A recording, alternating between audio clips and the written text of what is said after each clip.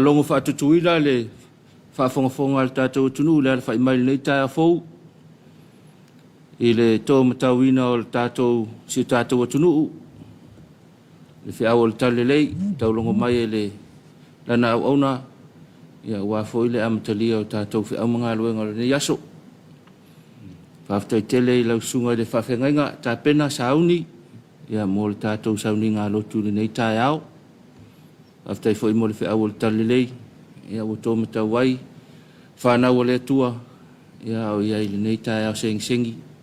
Amatanga fe au mga luenga matou talo foi pele mau lau sunga le whawhengainga ya mawale malo silau le le tino ya wala valvala wina ngā luenga le tua ya foi le falitua malainga ya le ngata ilea ya le lo le kale siro na tele se o lava nei nei la tu whanau malo whaftai mo ngā luenga le nei tai au ya manu e tele fe au mga luenga o tātou por kalame Talofa Samoa e fua Toi amatalia le o nanga le tātou EFKS TV, televisia lo ainga, ia le tātou po kalame tai au e peo na masinyai, masa e lua malsunga ia tāvita, tam fai fo le tātou po kalame le nei tai au, whaatalo whaatu le tātou Talofa Samoa, malo tāvita le whamalo si nei tai au.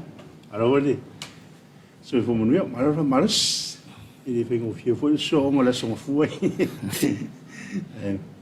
Whamalo atu, whamalo wale malo si tātou atunu, e fo mai whanunga le ni te awhau, ea, malo sui fo manuia, ia malo fo le sui fo maua.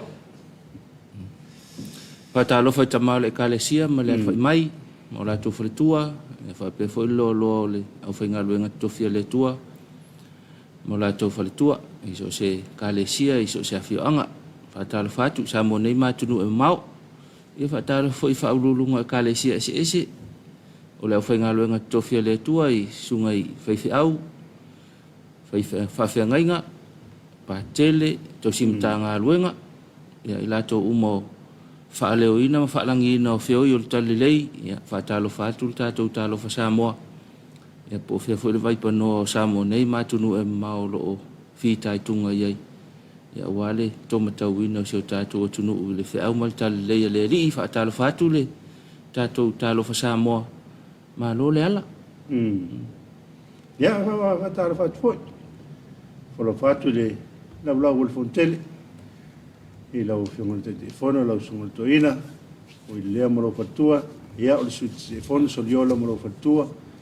O le sungon whalau tusi. Tau whao moro fatua. Ia whapea foi le sungon te utope. Ia i sara, ia, malo na fatua.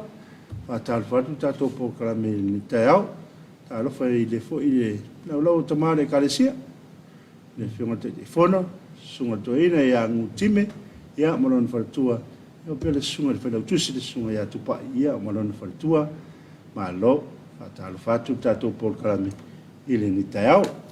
Talofa le tu whalo le malo, lau whionga i leo le malo, ma lau wharatua, o le suyau ma lau wharatua, le ngata fo i lea a o le whongwhetalai, ia ma le sui whongwhetalai, ia ma le mauta fono.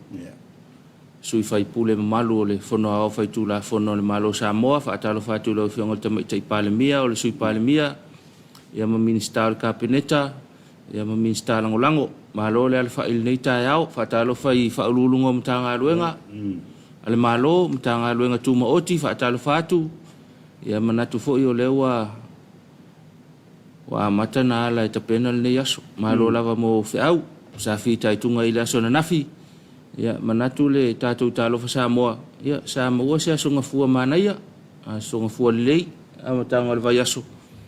Ia lela e so fau mai ia, fai mai le tala le sto ina.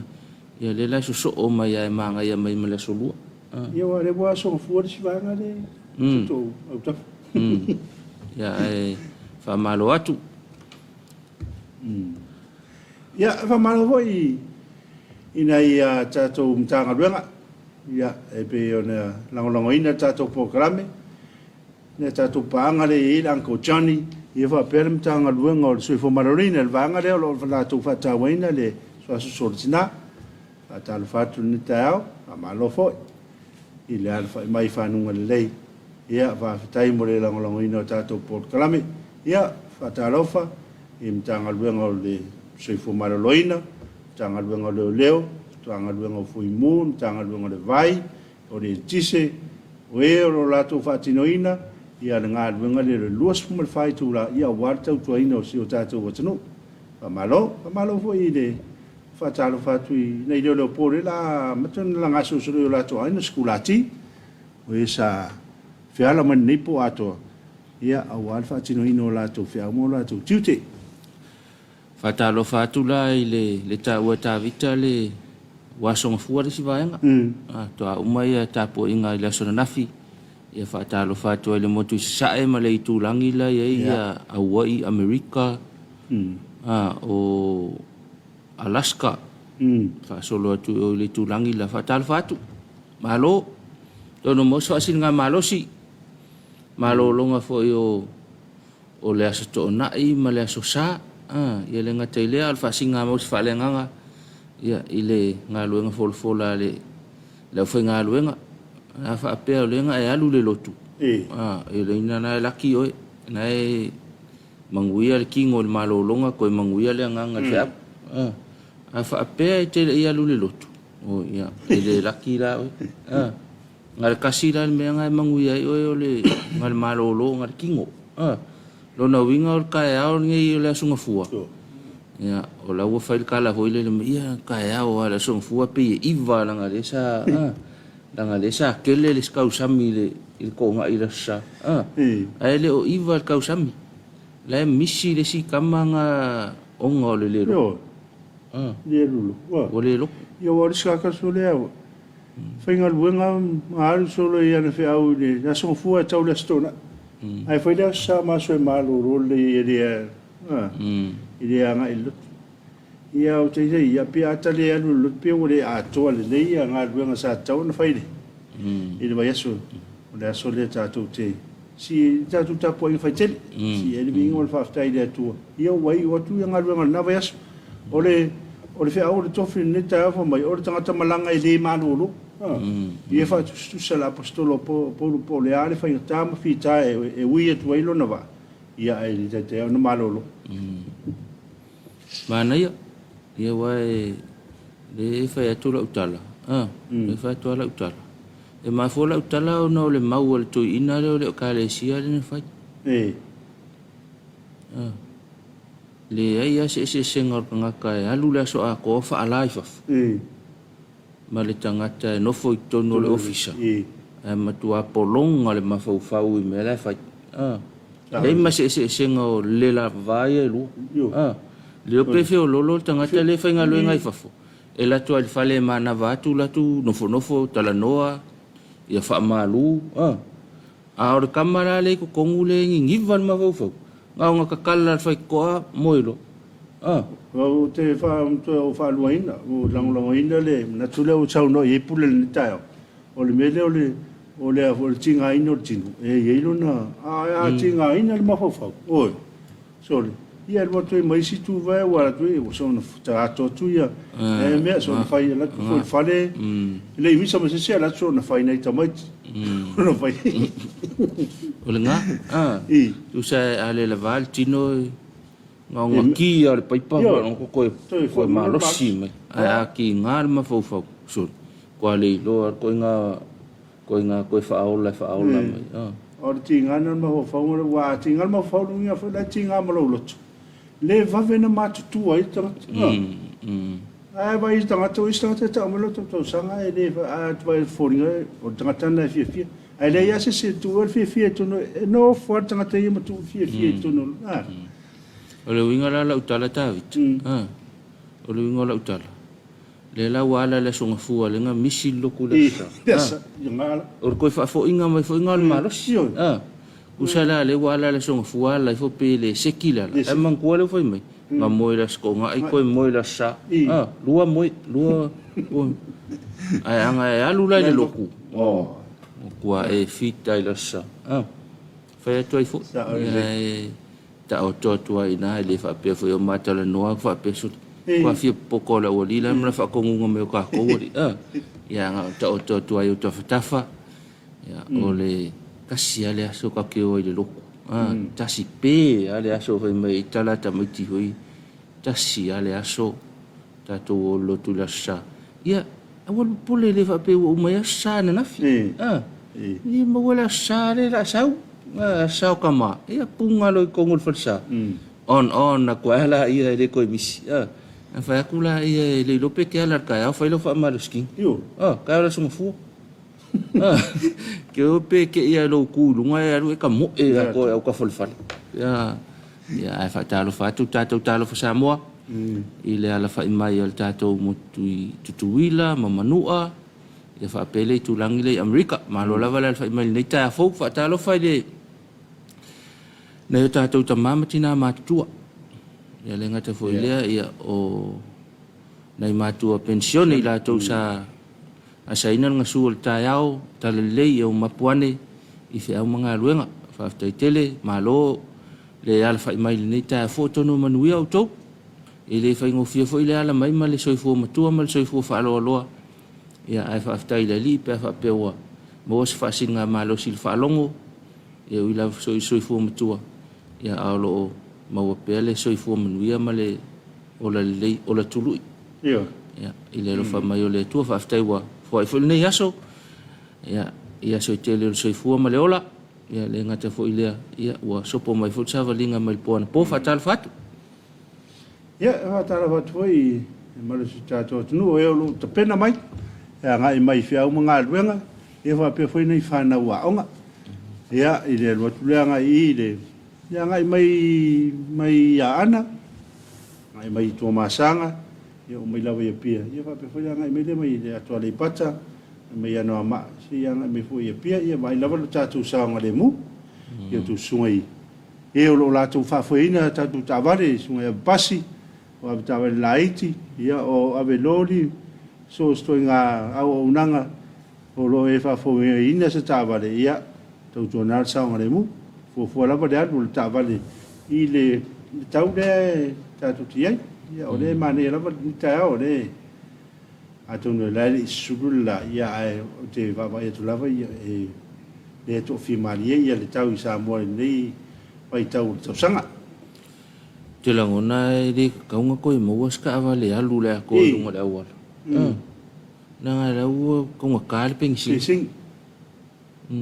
Au le au tātou ia e whainga luenga i le mālo ma wha ngai ai ngai ka awale ngai masau anga po na li poti atua na po ia te au pāanga le tātou ala ata o le ta awale le MNRE o le ta awale lan moana ana po o po oka se masau i se vai meo whato ia ola se masau o le ta awale na o le peia se piki apu ona e uapongi sa au po uli. Ia au le laisene o le MNRE. Au le taavale na le lanu moana o le koe ngā langunga. Ia na vile ato ispa anga le sasavali au tafole awala. Ia au apunga i kua o le masau o le kaavale soni. A whapeo whaafonga ma le tātou mtanga aluenga. Ia o le number plate ana nta o le tātou paanga o le MNRE al taavale pe lanu moana na isela na wa ai langa upong sa. Ai masau le alu. Kua masau au le alu. Ia o le alu i tonu au ala o Talofa tai o pia. Se isi sila i funai mea ia. Au a fuile avea le alu le taavale le malo le utu le pamu hule le pesenga. Ia maala i te sawa iso na whana alu le taavale. Tutua natu la fono le awal tele. Whaftai ai pāanga le tātou porkalame e taulongo mai vaenga ia. Ia ua sa alu fo porkalame afiafi. Ua kau misi e le whaikala ko koile le wa vili mai nei tangata e whaftai tele ai i nei pāanga. O le awala le whai autou. Ia te langono le awala na le fsosoani e whaititi ai le mea leo le soonga whai o ka avali. Si o ka avale le malo. Ni whapea ho ka ale le malo nga soonga alu ila ia. Ai tau tua na ane nai vaenga ia e le whapeo whailo ako whai kakala le le o le whaitala o le paanga le whaitala mai te awa ia na lautanga wa whailo atu ia o tūlanga ia ia se whaitala le mena ia a whapeo whai o nei tu tita ua whaitala ia mo le whaitala le whaitala na o le o longo mai ia tu manga e le tita una whai e inungo tātou o le telo ia me se me tō tino se tātou se tātou malo. Ia, whatalo whai Whare malo uma. Na wa vai wa matona pisire. Wa anga leo lo ngā rue tono whare malo. Ia ono tātou tulisia.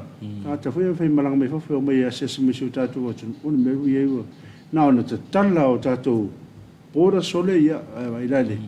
Te leo ngā ruenga ia atonu whai o lea vere ma mea toe.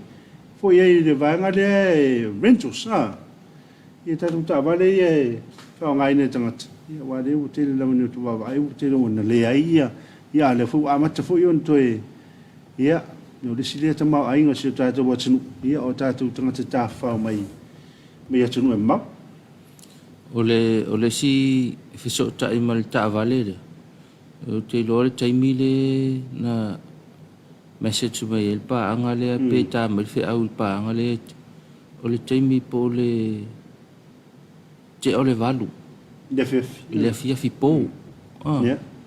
Ya o te le lope fa nga luenga na taimi. Ta vale le al malo. Ta ilo ya na oni va nga fa pena. Ta watu. Ya se tau tua nale ave ina tau ave ina tatu ta vale. Ka ko wala ia le au fai ta vale. Ia le nga fa msau ka vale langa le langa le ko kal pensing lima suka la nga le fikuli kol pensing. Lima suka la fituli tol pensing. No no winga fa pela po ala fi lo ta vale. Ya longa winga lima suka la fikuli.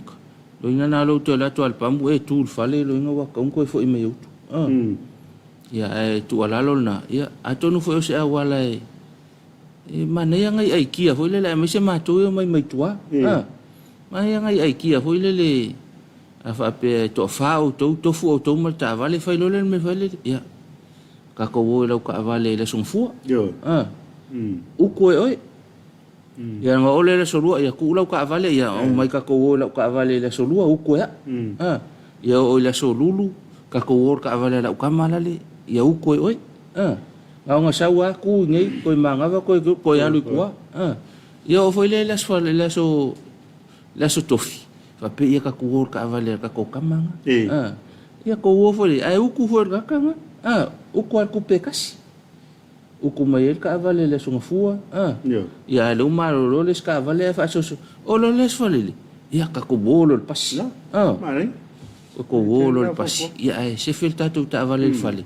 manga ya lues ko inga la ku ile fale o loa wale la kalaka anda ko inga fa ka mul falawa ko sa fa ko foi ngai mer ngai ke langa mo ko ka me ari ka ungal pe si ya le fa pena o ta tu le afia yo le afia ngale yo le afia ngale la gi ato ile taure soi fuanga ia fa pe fo taure o pensin ya ton fo ye se awala fo ye tau fa ti el te no ta vale so na feo ai foi no me eleta il ne vai taule tau tal pensin ia o le fa nga tau lava i de me tau na au nga ye e le o tu nga me fai ti ngai o si mena le tu poia i si fa lava ia o me yo ti tiang ia no so no ngala wal ala to fa so mo le se ta vale ia fai lo me meeting ia tu poi lo le mo fa lava tatou awala i tiavi sisilane tatou ta vale fa nga ingal tatou ta vale le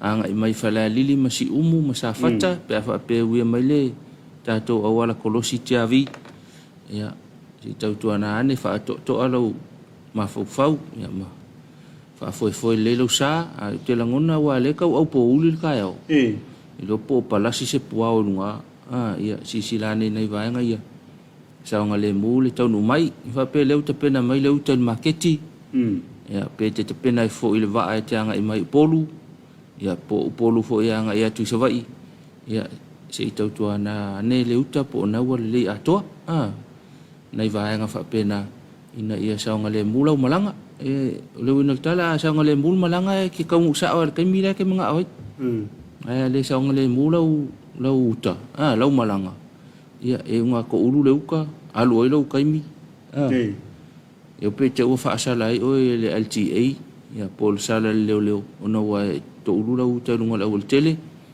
nga foi la ko ulu lo la ku poi mar fa la vela la ve ai malesta vale ia pe la vel tanga ta ia ona kele ale o le mau me le mana mia ia o le tau tapena le tai au whaamungaluenga whatalofa atu i usom tō whawhine o le au tau tua vai na i tātou ainga manu ma lo lava le usu mana tu fo i lewa ngā o i tua wale tali ngā sua po le malu tai au tamama tina ia mo ki ngoa umalo fo i kilo i kai po la nga fitau il tai al ma walu yuka ia ma lo lava le ni tai au ma lo tau si matua o tau si ainga ia tau tua ina o tātou nuu ma a fioanga ma lau whainga aluenga i nuu tua ia whaatalofa atu tātou Talofa Samoa o lele o kou pule au kou me whailasu awa umai fuale ki le malu kai au ka mama ki ngari kai au la vale ko ka okolo pule au kou ia wai ai ala i se taimi la uli e la ayuta ia na okay ia me ia ai malo lava tau tua ia le au so le uta pena malanga mai afa pe aku nga kala ngioso e vaku le fiafi ia awang ingalo awang ingalo le oso e fo ima ave tua ile au so le fa tali mai tua se ronga na tu ti lava tau le va ale na malanga mai i savai polu i va pe le va ale sa alwa tu polu i savai ia fa talo fa tu i le kapteni mawa i ora tu fa tu ina le au nanga ia o le fea ina le maru su tato tu i va pe fa pasese ia pe no fa tu i vanga le atu mul fanua sa le long foi ana anga i mul fanua ia manuia ia po a foi fea uma tiu te fea ngai mo to ia manuia le tu le fea ngai mana tiu te ma faiva ia au tato ia to e fami nu te tale tu la fitu i nei tato ofisa autu to file mu me uma ia olo fa pena fo ile talfata ina Ethiopia taulanga se o tātou atunu upele o Samoa e mai mai atunu e mamau ia to e tolu minute tale tu la fitu nei to file mu fo ila alfa mai e fo isi malo le atunu o fa la to fa malo stino le taiao e fo ila wa nga lo tala to o fil taiao ia wa nga solo fo ia se o tātou atunu ia amatal ia so fa mga luenga mana ia si va nga le te sau nei taiao ia la sa vali mal taiao pe ia sa vali mai nga lue fe nga luenga ia se me mana ia fo tu ta vale o ton tal pensing ia ai sa vali mai ma wol fa malo stino ma so fo malo loina fe nga luenga to uma to sa vali fa ma nga ia ke fo ile fa tau ia fa pele te ma wo mal tatou fa sa lo ngai i nei tal fa ta ia pia ia te fa nga luenga i nei pia ia mana ia fo ile fa nga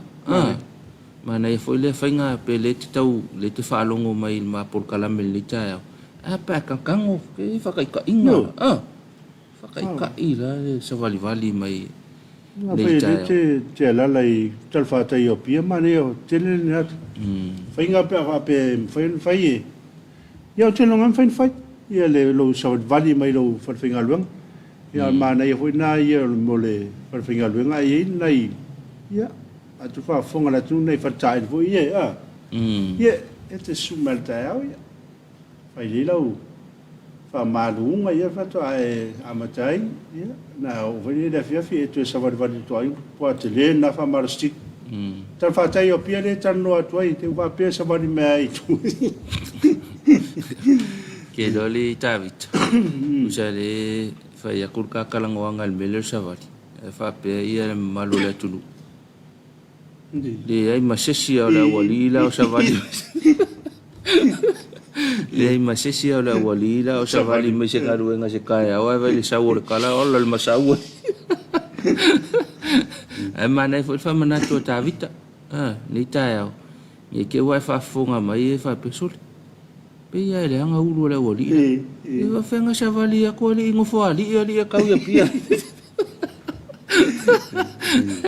le ai o nei tal fa tau pia le tal no atu ai ia nei te wa fa pe te savali mai le ova te sau te fainga luenga ia le o to ngaftia na mel te minei o ai manu te le fa mga luenga ta pena o le fo ile ta pena fo i tau ta pena se fa la vela le ainga o ia nei vai tau ia fa ma fa na pe le nganga o le li i ta pena nga uma ia wa ka ko fo fa pena ia fe malanga i lava ia e mai se lava i te me tupu e whalave lave o singa ainga ia fa pele te pena te anga il fala velave ia se tau tuana ane nei vaenga ia e lau vaenga foi le au kamai ave e fai fe au le fala velave no foi la lo mal puso al tavale ia vai le me se fei ia o foi le ti e no pusa pe tu ile wala foi te no pa u fa fo mal tavale tu le la lo le tonga mal pusa apa ia fa pa le ni le lunga la nofo ina ia saunga le multa nu u me la fa ka ku fala velave ma vaenga mu fa pena ia awana ese me fa la la veina ile nei ta ya ta le tu la fitu mana tu la fa stato malolonga ya to foi mai ia fa o le ta tu Talofa Samoa fa ta fa tu ta tu Talofa Samoa nei ta ya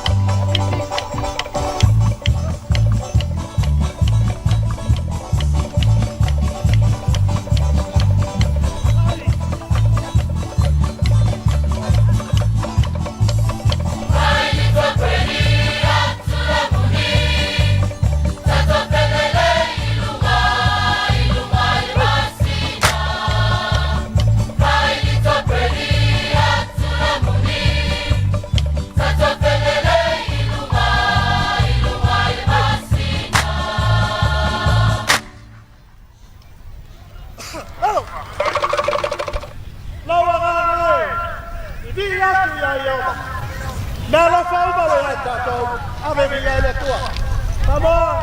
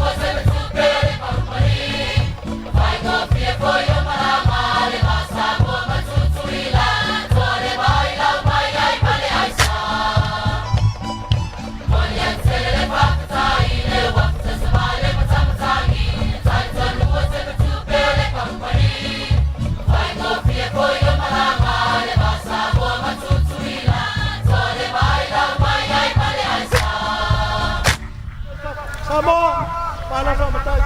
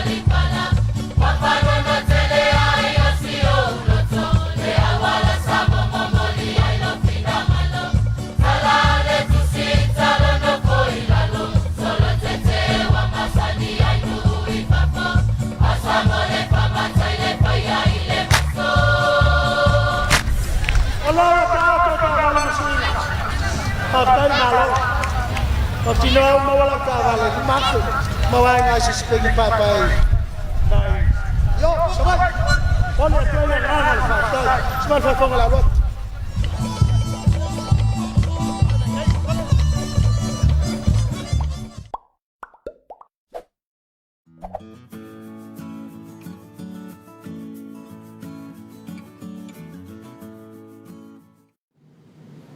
Totally mai lau por kala mel Talofa Samoa ni tai awa fa peto ama o mel tato por kala me ya malo la valala malo la fa mai fa nunga le ni tai fo ya po ma o mai Samoa nei po atunu ma fa Talofa tu tato nanga le fa kasa TV o televisio lo ainga ilana por kala me ma sanu tai awa Talofa Samoa la mai malo le so fo mnuia le fa fia nga e fa no fo malo e fo ilana fa mai ni tai awa Colisio. Ah bon? Ah. E pour les... Se faut que tu sois en talvoie, foi le... Pese le sa usuine le. Colisio, mamãe, foi le aí, fa tunga le, fa ngolong. E fa no fi Mariel, taia, o ta sa unia tu. E mo sin ta tu fa marstino wale, tu pera mai le. E le fionga ya to le fo hims, ia. Se vou malta tu fa malustino fa oi masan e mas eu não ina tu ita o asolua ia maso to fita jas au nanga le fionga ya to le fo malta tu far colonial hims fitness center i vai setai ya nga lue va lu mala fa kasa TV lango mai ai ia le vaenga le kanesa le vaenga le HIV AIDS ma le vaenga le TP o le soifu maloloina ia lango ina le tatou por kalame o le Faamisionare le ola Faamisionare le vaenga o le tatou soifua ma le ola ia soani le tatou ola soifua maloloina o le tausami paleni o le tino paleni o le tino momosi ia malou soifua faaloloa ia manatu se i mai mo mai tatou tunu se faapoponga o le tatou por kalame o le Faamisionare le ola.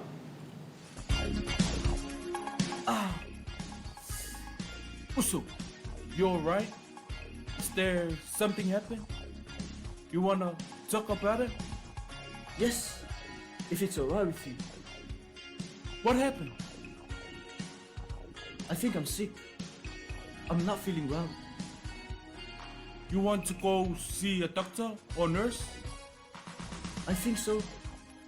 Okay, let's go. Okay. Understand and support each other by talking openly about these diseases.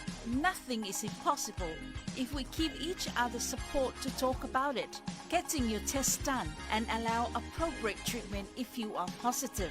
do it for ourselves. We can be safe from sexually transmitted infections together. All we need to do is to Talk it, test it, and treat it. It's as easy as 1, 2, 3.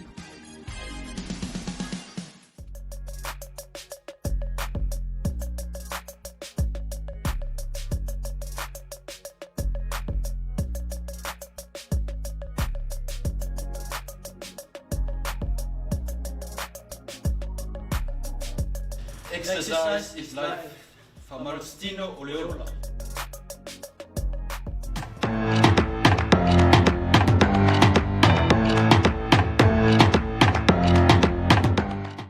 O le vaenga rong korunge o kako whamarosking. O le kako o mai le il whakawhaka e ka ua kele na whakawhaka o le eile kuroufo. Le fatu po le ki le o le ola oi. So it's very important. So e mua foi langa e whawevela, pe whawevela puro kiu. Kwa makaila e, ka ngai maila e, whaingofia e sau la au. Sau la au foi le ko klaunga. Iem whainga e whaingai, ka ralu I, sau I, ia ko le lunga, as. Loa. Toro. Fa. Lima, ia, koma. E lua pe kono seki, ia. Wai whanafo e wai mawhanwhang. Ia, koe a makaro hoi la e, ia, haru laro. Saurunga, press, ia. Ia, haru laro. Saurunga, ia, press. Roa, laro. Ia, toro. Laro. Ia. Fa. Lima, koma le. E kauanga korsu se kongelo maha ba va selo wa kilian le. Ka ngai ngoi e kele manga ke pau dalo pe. Kawa ia ki mai fo se feni ka ma fan civili ma ya. Lima, ia okay. Ia ka ngai mai, ia lewa umar ka ko ma. Lela ka ko sa roi. Ika ko masinge ka ko fa nga fa ma ko fa ngo fa ko. O le faku o le olo ka. Ka ura nga pe ora maso. Isa po ringa lau ia le lau mahava, ki lia lau mahava malosi. Ok, ia whamarostino o le olo. O me ai pālengi, ma mafa o lau tino, o la malosi, o la umi.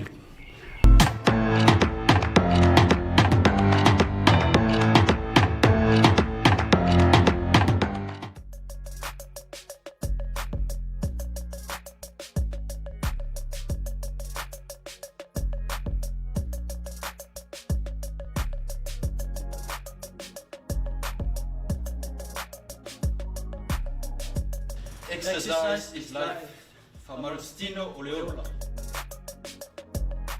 Whapoponga le pōkalame whamalostino le ola, o le taulongo lava e tāua le whamalostino le mo tātou. Ai mesi lava ia tātou ia ngā lue masau whaila so atoa. E fwoi lau av ta avali. Iwa le ngofua lava le aso a kōr ka kongor ka avali. Mana ia e punga i whafoi su e se la au e fatai ka i el kamaleng sa wongi. Faaftai la fionga to le fo Talofa to le fo malola al faal ni taiao. Ya faaftai le tato por kalamel ni taiao, tato falkoleni ol Hims Fitness Center i vai fasitai. Ya fa pe le te le Talofa tai o pia malata mai. Ya feane i tato falkoleni. Ya mawalto ina to le fo. Fai tu sa o to le fo al tu langa ka unga i koleni ka ko. Mane fa mana to le le viru ya to le fo Hims. Ia awala wala tatu soi fo maralo ina le. Ia na mai to ina tau na malosima ato to i me lo pui ia lo wala ia lo fatu ia sa le atu la fatu le. Me le te. Le ale ta ina soi fo ia mo wala ia ale me to la fo pui le. Ia pui ngala le lo fa marsino ia mai ai palen. Me tau molutino ina ia pāleni lo mamafa. Ia o alisi whawhitauri nā le tu sa e le whengai mo tātou. Ia o le la vāle o tātou wā. e vai ia ona tau ave le mamafa le o iro tino ia mo le o tinga o so ngo po ngai me fa pena ai fa mna tu ni ta au ia le pa malustino na foi lo fale ia e fai le amo ai le fai meto ina fai le koko la un yo o pa me polenge ke o fa sala le usko inga le vai ko o le fa kalile le kalinga la unga le fai me fa maluski ngor ko e ke o fa sala e se ngu se makai so al mana ia fa malustino ale fe fe atola fo e pi e fa ta wa am fo ringa fa ngo fie tatu va ia tu ia te lea so na nga pe ai no foi fai fa ya alfa poponga na tato por kalame mantua so fa malustino ni yaso e te me laso ya na mo ia vai a fai ya yo lima e ku sa pelisela au e fai anga fai la fa me ko inga ia e fai ma fa sfulse kongela manga vanga ke wa pa uila ro inga la ya fai ma ko e mana valle ya ne te fo na fa malustino a fia oi ya mana e fo fale ia mai mo mai tato por kalame ni ta ya o molona tau mafali koko ya tu la ilo fa te ta il tato fa malustino ni ta ya al tato por kalame na fa malustino le ola o tau sami paleni o lo tino paleni tino momosi ya mal soifo umi soifo fa lo ya el tato por kalame o le fa malustino le ola lango ina le HIV AIDS o le TP por fata vai ia le ngata fo ilea a le vaenga kanesa o le mtanga lo nga soi fo malo loina fa ftai nei vaenga ia lango mai il tato por kalame ia lato fa la ulo fo ia o fa malo stino ia wal tele fa ma ia fi il tato tunu nei vai tap pure le a forfito e fa tsme fo ia le sui il tato compagnia il sap ia wala to fa tata nonga ia e te mna toa fo o e lo fa mna tuino la to soi fo e ne yaso ia po so stringa so fa mna tu la ia fa mna tu tato por kalame e ia so fa mna tuina ia pera was fa nau ia fa mna le to e na tau sango fa bo por soi fo mre ola po ai lava por tomatina ia o la uso por tu fini o fa nau foi fa mna tuina las fa nau i so ia fa mna tu le tua Hey.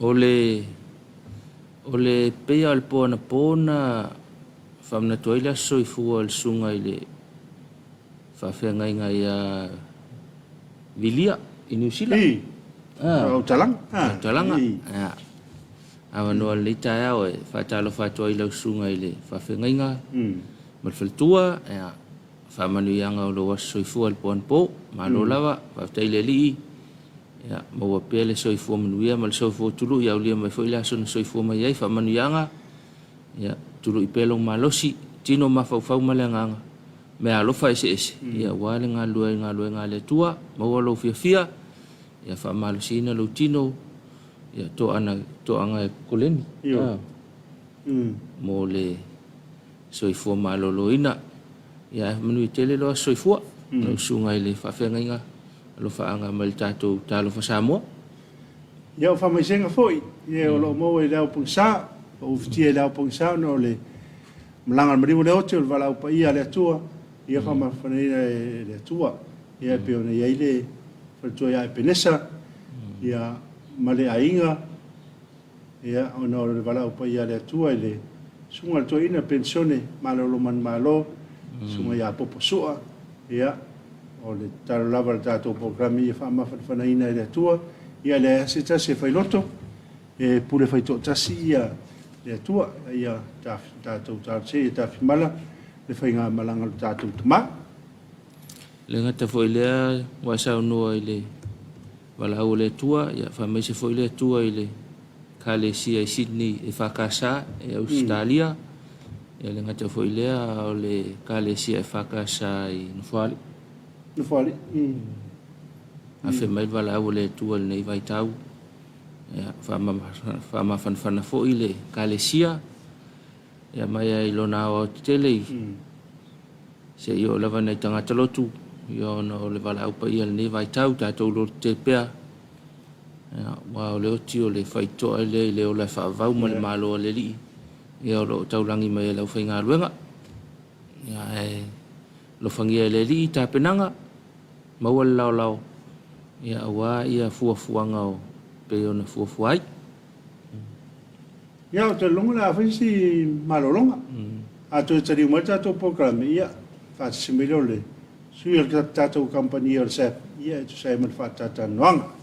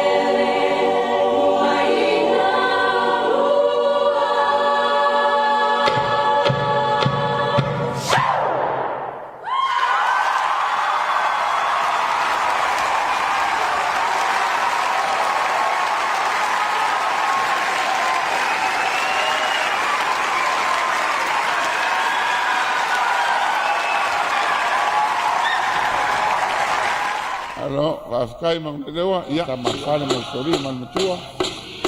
Kenani fo ya tolo ya unen man lewa.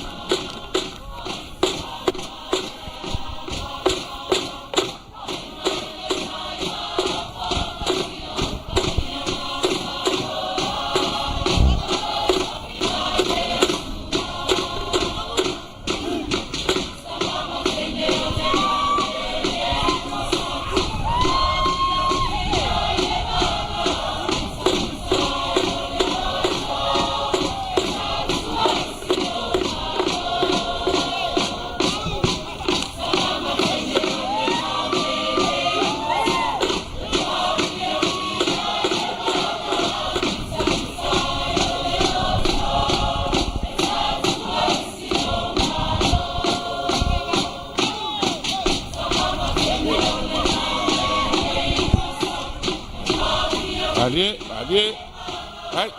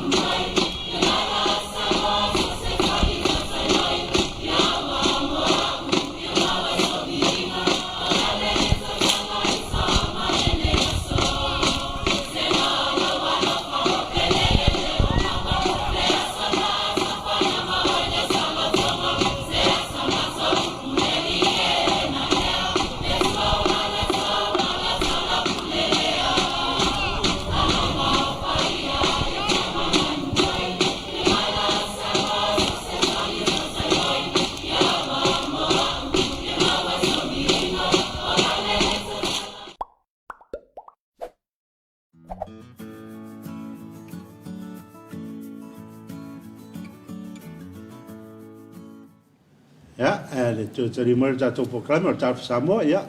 Le veu wa o man taimi o le mātou whātatandoanga ia, mar tatou kompani anga lei o le SEP, ia, o le whātalofa tuai i lau sumorona, ia o whātismafuni tai au, ia o wāre tatou proklame, ma lau soi fu manuia.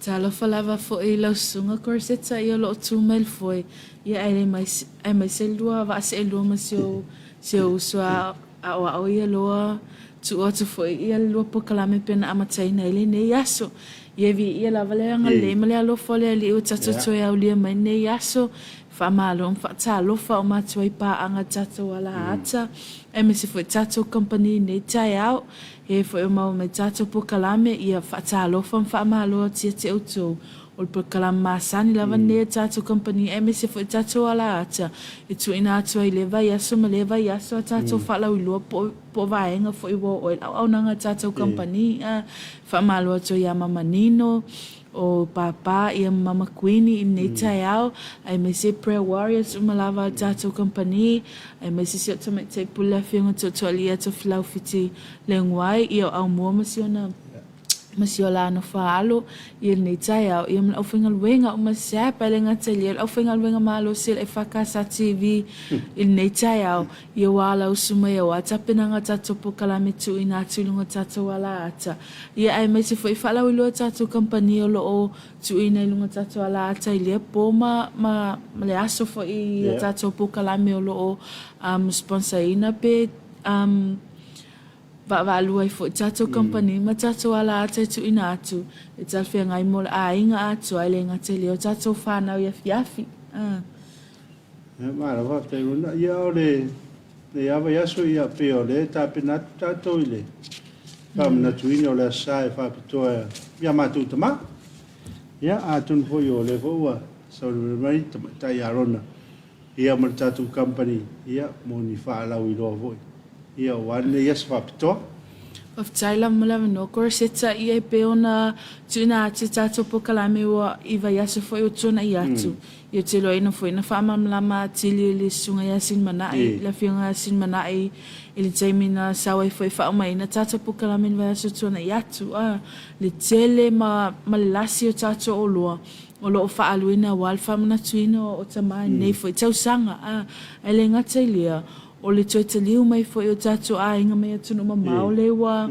o fetau i tonu lava male whamana tuina foi la sana i tamaa e tele la tatu o loa pe ona tuina atu sau se taimi tatu tal nofo e nisi tatu whalau i loa o tuina atu talwhea ngai le ma talwheunga le a wale tau malanga mai tatu inga i o tanu unei a wale sa wava ai i aso uma le lawa ia tatu le tatu tatu whalau i loa fōlen a matele asunga fōl verso nei le welcome to Samoa packages. O le tātou whalau I loa lea e te maua ina I oloa ta I tolu, ta I lua, I le tau oloa I tasi. Whaata I ta inga la e le tātou microwave o le Coolix 2 lita. I o le tātou toaster e le ngata I le tātou electric kettle le tipo tiwila. E a foi o le value tu whaatasi o loa nege e tolu. E whaase laulua tolu tā la. Tu so le tau lava I o le tātou Coolix 2 lita lea e lua se lau I vaiva. A le te mawaina o maoloa e tolu nei I le lua se lau I vaiva tāla. Tu so atu sa'oa I le sa'o e tauna I tau o loa o le avatu fua le toaster ma tipo tiwila. Ai tele la te whapena le pau I o tātou packages I mo le Talofa Samoa packages. Ia a whapea mo dad I olo I le sofa bed ma le TV o tātou I tuenga a kai tolu lua I nisi. Olo o alu I le afe valu se lau I vaiva tāla. E ngata lia tātou seti no fua I ma tātou coffee tables.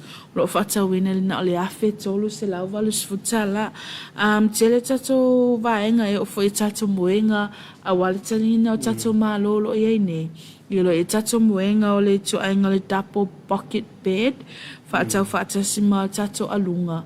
Ia ili na o le afe lua se lau fitu sifulu mai lo tātou whaatasi afe ono se lau male iwa. Tu so o le afoi. O le whainga lava I o sefe mai e tātou packages nei. E leima se sefe lalo ifo se lau tāla. E se lau tāla nga ilunga. E o le wha se lau tāla. Le tupe pole se line te sefe ina mai le whaatauina o tātou packages uma nei.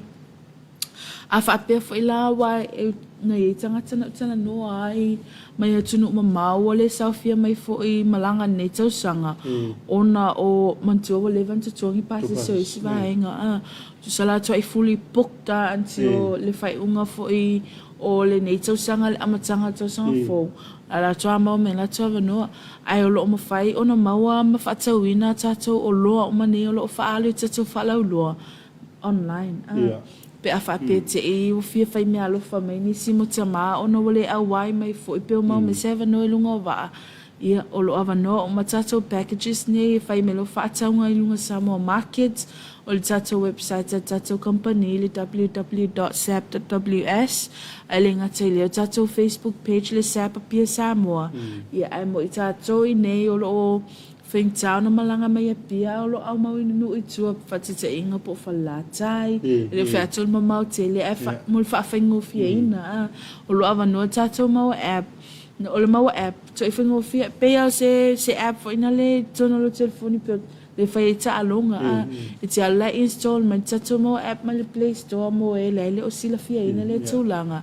Ia ona e tangola I su e le ingoa o le tātou company. Just type SAP ili tātou search engine. I ona whikia tu lola I lunga lingo I company. Press lola I alia. Ona e sila I lola I tātou o lo o iai lunga tātou mau app. E whawhengo fia mail. Whainga whaataunga nei lo tau malanga mai ni e pia. O le o nanga leo wawa alua tātou company. Mal vaenga fo il mau app. I e whamaloa toi fo isu I tātou vaenga lea. E le ngaloa I tātou vaenga le Sleepwell International nei tula tai au mal tātou au sum tuangane o amatamea mai fo I tātou company go advertising. E tele lava tātou vaenga fo I la matam whai matanoa toi makorsita. Ia e wha umaina I le aso tai au pe ato su mai fo le whianga sin mana e wha umaina tātou wha tatanoanga. O tātou seio se whai ere o le alawa wa iei seio mo whaatau mo le asao tama. Ia ao le fui ma seio se whaatau le teimile wa talaina ia tātou alawa awa ia ia tātou mālo ia mainga fo ia whai malanga mai. Ona ia ma tamana o ia mana rupora pōru. Ia conditions fo ia wa pia o mena pe sino na mia.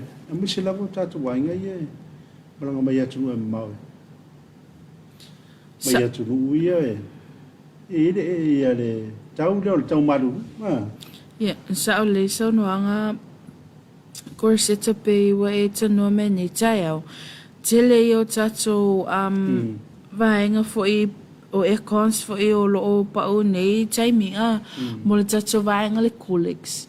o lo maua tatou sful valu a PTU e le ngate lea o tatou chiko le maua 12,000 PTU a whaapea lava o lo o tau sa ilia si a kona wa tatou ainga i o mai e tunu mau ai wala le wa tau amatamatana i lo le winter New Zealand e masani lava la tau i e tike rifo e malulu na o mai me tunu mau e whawhingo fia ina lo i e tatou tamalu waiwea e o atu e install o e kon pia whatawina e whaamamalama tu fu i vaenga e au fia ona provide tatou e kon o maua e tatou lala tasi e mawhai ona tango e whaatau e kon i tatou lala lava e le ngate nei upolo i e mai si fu i tatou lala i sa vai ai whafso tai mai lava lunga online pia whapeo nei tau fia whaatau mai sau e kon i lunga o tatou pinga ta whailangi au nisi tatou o loa tuatau nu i tonu o to e restock mai tu tonu tatou whale o loa o tatou masini talava lava a watu o tele tangata lo tau sa ilia mai ona na tau out of stock mo le lua le tolu wa yaso le na tau talia i ono tuai mai fo tatou ba a le lau te tau nu i tatou Samsung o le 5 ki kalama le whapo ina le afe se lau iwa melon tau masani afe tol se lau 5 fa solo atuala i o tatou sai se lunga se ia pa ia 10 ki kalama no mo 5 o tatou ono 5 fitu 5 val 5 man tatou 10 ki kalama ia al tatou su tolu le titi lava tau nu o ia tatou container le au mai ai o lo Talia for its time on masina ia tatou masin lava mai tu ainga le clinics le tele na alu le 30th promotion te mawaina masin lava ne tali fitu se lau i vaiva valu se lau i vaiva le la talia tatou masini e se time le masina ne tau no mai ai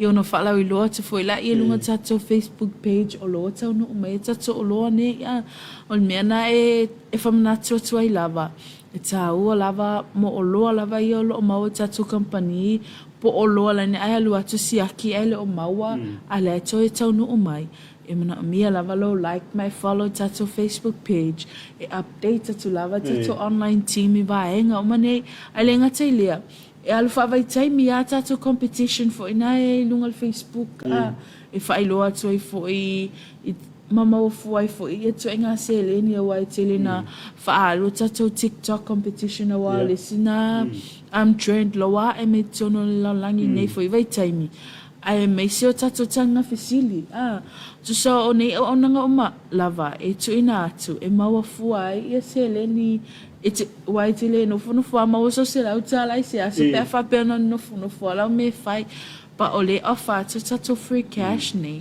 ai tāua e lava le like ma follow i lunga tatou Facebook page e update atu ai lava oe i vaenga fo i wo o tatou company ma na au nanga Orga ko TikTok na so se sia e tele na faaalo tatou TikTok competition like e fua mai lava i le tamaita i pule me se fo i le vaenga le marketing e o so whaavai taimi a le tele ia la tatou entry si lunga pe a whaia tatou vaenga ia pa wala na whai atu tu se leo whai e te tatou TikTok competition i le taimi nei pa o le whai atu fo inga le whawhingo fie ona e loa i tu ainga competition pe a e like my follow le page o tatou company o le tamina nei a whapea e te watuele o mauale o loa e mwhai o na okaina no whatatari sa o leile sa noanga a whapea si o loa o lei a foi e le ia out of stock e tu ina tu lava le ETA pole taimi foi o lei fua tau nuu mai e ia tatou o loa ne Fatisa inga pul masin lava ai la tu lo tongi lo masin lava e avelo suafa i lunga tatou lisi o back order sa o le ua i o tatou vaenga le back order a tau nuu mai la stock full tu sala lo to o mai sanga te fimna o le whaatau tu lo o loa le taimi lo tau nuu mai stock full pa e ave lava tatou whaamomua pul whaamomua tatou company il tatou lisi o back order e ki lia mo nai vaenga i wo umang tongi ala tau o loa fo i po lato masin lava. So o le mea masani e tato company e le tato prepayment voucher e mawhai e masani untu ina atu i tato o loa e tutongi mo mua ai tu ata no muli fa tata inga fo i pe afa pe wa alu tato falau i loa ala ele ita no mai o te loa ina o te leo tato o loa e masani untu ina atu nungo tato ads pe afa alu ina o tato pusa isa tatia Te le lava lana tu ina tu lunga tato paper ads ma ad fo ilo alo o faalu tu lunga tato ala ata le pre-sold sign so le fa mamalama ina tu ai o wo o lava te me ton faalu le fala ilo ia ai ma fai on tu tongi lo o lo ma tu mai suafa ia mau contact details foi o le la fanga pe fa pe o le kili vai na tu lo company po numero telefoni fo e tue wala au mei te tonu. I te mele tue sau pikina, te lo o loa pe a whae pe le mana o mion kili vaina. Ai whaftaila mo le whafsili korseta. Ta ua la vale vaenga. Because o le a foi, o le whatauina mo lo o loa, ta e valueina la vai le tato company foi. Ona e le sangata o le sautau mai whape. O i e whitau i ala le taimina e, a mai e o loa e le o ni te le taimini. Ai fitau I lava le au mai tau nu mai po ni ma lolo atali ia etu le sales rep le serving o le time le te la te fe lo fa nga fatau le tau wina te lava ia te o le time fo tau nu mai ia pe te tau lava on to vili to le sales rep pe afa pe la tau to le time tau nu mai ai to delay fo tau va tau lava to fa loa tu le mamalu tau tu nu Ili asolo to tu una ia ile te me tau no me tato lo ne elena malamalama o ia malamalama tato ia mfafango fie fo tato ngalwenga ile si to vini me fo mai tele fo mai tau no me neva ia so alo fie fo fatali e sa le lo so no anga to say eta ua io le vai nga to no se company la vai fafango fie family ina fo lo to tanga to fatal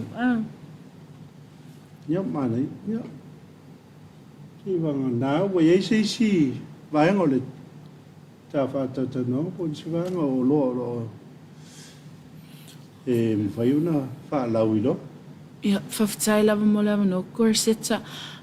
Ili temi ne o lo fa wina bea ia le fainga pa anga tatu company awai le to umi foi le to po foi male e tatu to wo o ile masina o ke topa le fa mana tuinga ia le ia ele ngati tamaiti a tatu polo ke ti fata ti am vainga Samoa Cancer Society ele ngati le Samoa Victim Support o le afoi o lo fa wina pela tatu polo ke tini o lo fa tawina I sepi ni kima sei lano moli I tatu la ta itasi se vangana e se vai ona le faisina mamau o ai le ia tatu la I tutono nei upolo e fa faingo fion tu fa tasi tatu seleni ia na avela ia a fa peo o e lava nei te fie support ia organizations nei polo fala potonga nei ia o lo maua tatu se ma tatu scrunchies ta ilima ta la ia tatu la ta tasi tangwala tu ia amailo se me se kishiana tongi lo fatau ia no drop la ia lo se leni tono tatu pusa o mta pena ina tatu ofenga luenga awale fa popo ina tatu se leni o mantu ina atu tatu fa la putonga ta sine alenga tailia o lo ia tatu close donation box mo e o lo mana miona tu ina mai fo I pe donate ia ni lava o ni toys po ala veni mea fale o mana miana ave ese peti film na of donate mas fala putonga ia o lo no lo man tato la le sap mega store tu ina mai lava na yo walo ponisi fo ia le to mana mia ia fa tan pe palava pe fa pusa ia no job mai la ia e tu ina atu lava lunga tato ala Facebook page ia tato donations ia filing atel tato tamaiti fo I le campus of hope ai le ngatelia o a fo I whanau fo lo tau fie le pediatric ward inga o tal falmai se taimi fo nei masina fale tato polo ke ti mana yusum tuangane lo I tan malala e fo ile polo ke ti fatatia tato company o lo vava alua I ma le British High Commission in Samoa pole ai komisina ale Peritania ale ngata ile matanga luenga ole lo va lo matato company awal fatino ina fo ploketi o e sistema ne masina tu ina ati fo lungo Facebook page pete lo fo pe fese news item matato wala tane awal te lo ina invite the media ale ngata ile e fo il tato ploketi lo fa ya masiva ngasia e tu ina tu e tato tu spa e peona amai lato request il time fo ina tala ina tato library tu aitan malala awai lua library set tato company o i tu tono tato vaenga ne o tato goddess light library tu ai i tu aitan malala i o tu ina tu fo i tusi fai tau ia masini foi e fa ngai na eu som tu ngani o lo tua e fa passe foi time ma ave foi me e fi listanga pe o listanga na la tu e fi fai tau tu si ala tu o to ele le me fai tau tu si me tua ale ngata ile o le tato library foi God's library lo inga time to tua ile vai nga foi lo tau fi ai ala me fa na la iti o lo ia tato choice na ia e tele lava pe ona i tato masina tuna iatu e ave lava tato donation ia te fa penisi o donation ia ta request to ina mai luma tato falo lolo ave ni se la finga luenga o lo ia fo ia tato finga luenga o lo mo fo ia to lo toma fia fo e donate mai mo ia vai nga tawa fa pene if so soania toi fo ina eu som tu ngane alinga te leo fa nau fo eu fatau to dia ma tino awai petu ina tu lo ia vaenga te fia le mai ti toi malos te toi malos mai na mai lo toi mai ole sap ma malo la tu fo wa awai acknowledge to lava ia tato vaenga o mani pe afai te fo tato posting on Facebook ai nisi na vaenga ole o fo il au nanga ia ai lenga telia o fatai tu mamalo la tu no tu ina mai fo ilato donation isi tato donation o tu na yatu ai tu talia pe awasi donation la tamai ai le yo fo ila sao o tama ia pe o tu fo ila sao o tamai ti o tu ina tu ia nisi tato donation i vaenga o mane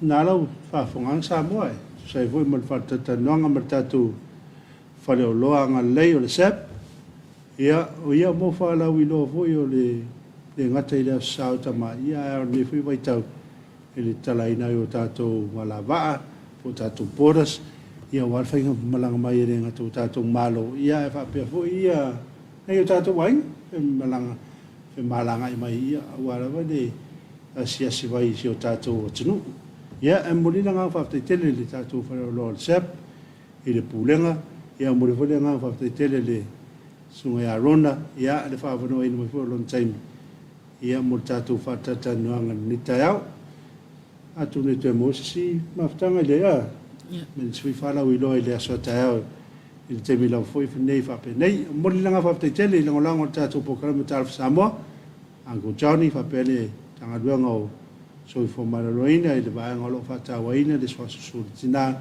ia mo le langolango ina le nei por kalami ia tatu to feiloi ele te fa penei la so tayau ai manu terina ia fe au matute fe ngai me so tatu watunu ele ne yaso tatu to feiloi tu atu i so ya saanga ia mo tatu fa vie ia mo fa mai tatu por kalami o Talofa Samoa